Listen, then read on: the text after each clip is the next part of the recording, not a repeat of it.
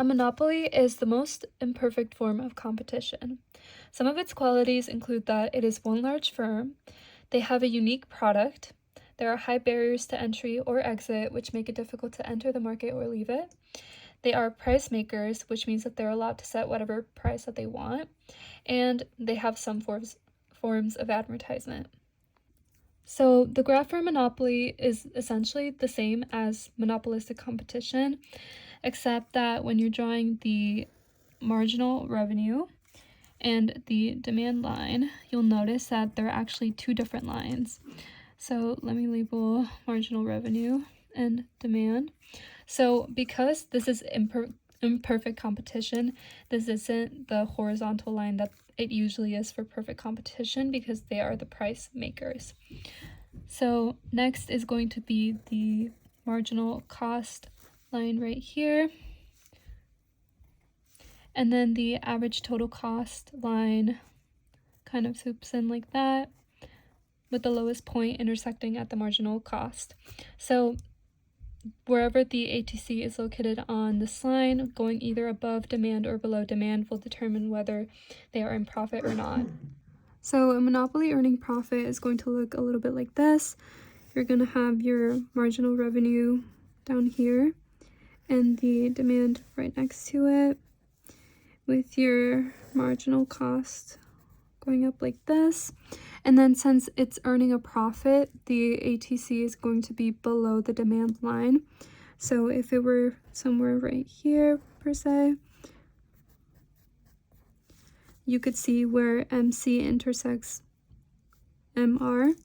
You can draw a line right through it up until where it hits demand, and then draw a line through that, and then go back down to where it hits the ATC.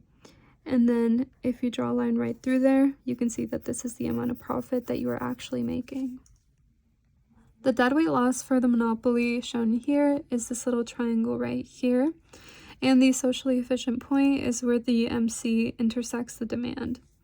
So monopolies aren't actually considered efficient because, as you can see, you're producing for a much higher price than you could be for the exact same quantity.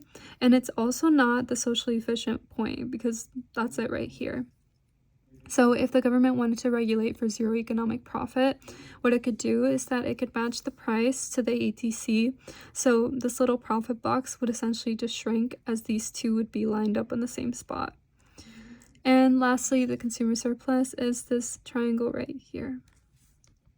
So if the government were to add a lump sum tax to this monopoly, what a lump sum tax usually does is that it'll increase the fixed costs, and if the fixed cost increases, that's also going to cause an increase in the average total cost. So let's say that this is our original ATC. If this were to go up, this line is going to keep going up, and where it hits the ATC, that line is actually going to be our new filled in box. However, because as you can see that the ATC is now above the demand, you're actually making a loss. So this would actually be a loss and not a profit. So moving on to a natural monopoly. A natural monopoly is when it becomes natural for only one firm to produce because they can produce at the lowest cost. So some examples of this could be electricity services, aircraft manufacturing, and waste management. So a natural monopoly that's regulated is essentially called fair return, which is when the government will interfere and actually get the firm to produce at a different point where more people benefit. So this point is going to be where the ATC intersects the demand, and the original price, which was up here, will actually lower to right about here.